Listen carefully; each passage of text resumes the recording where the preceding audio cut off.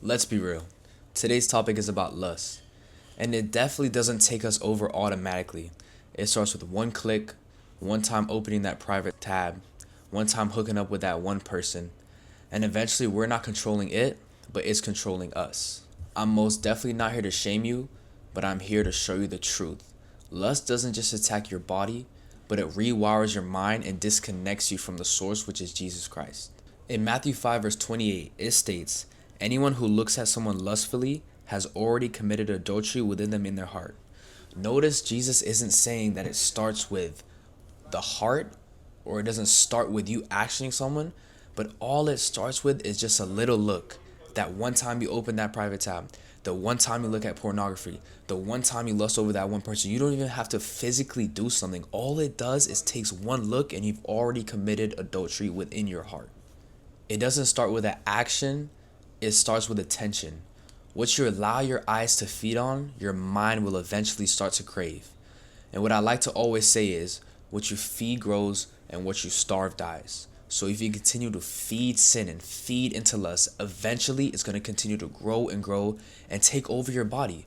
But if you starve it at the root, if the root is you can't have your phone in your room at night, then take your phone out.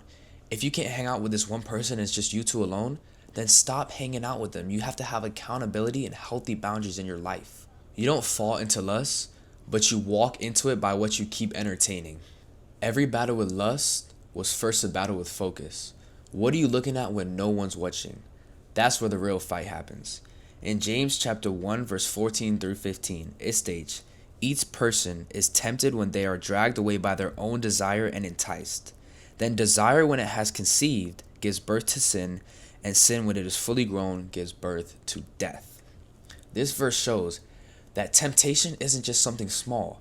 It can lead to greater things such as even death. And that death isn't even physically, it's also spiritually.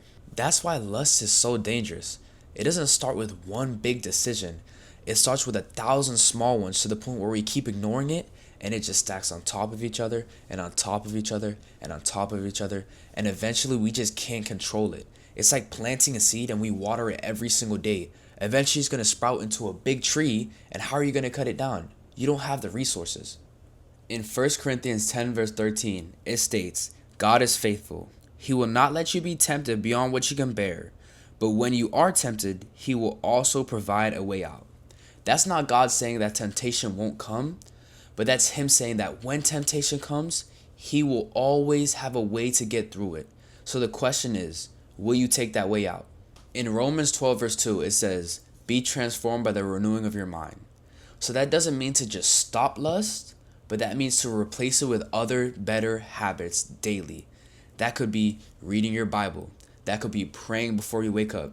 That could be reading the verse of the day. Anything that could fill that void, because the only thing that can truly fill that void, it isn't lust, it isn't smoking, it isn't other temptation, it isn't anything that the world has to offer, but it's what God has to offer. And that's what we need to realize. The world could never fill that void in our heart. Only God can. Not another girl, not another boy. Nothing can fill that void but what God has to offer. If you continue to keep the same environment, the same habits, the same triggers, don't expect nothing to change. What you surround yourself with, eventually you'll become. Lust will always promise satisfaction, but never promise peace. It doesn't just affect who you are, but it affects who you will become. If you're really struggling with lust and sexual immorality, the main reason that you can't overcome it is because you're trying to do it in your own will and not God's.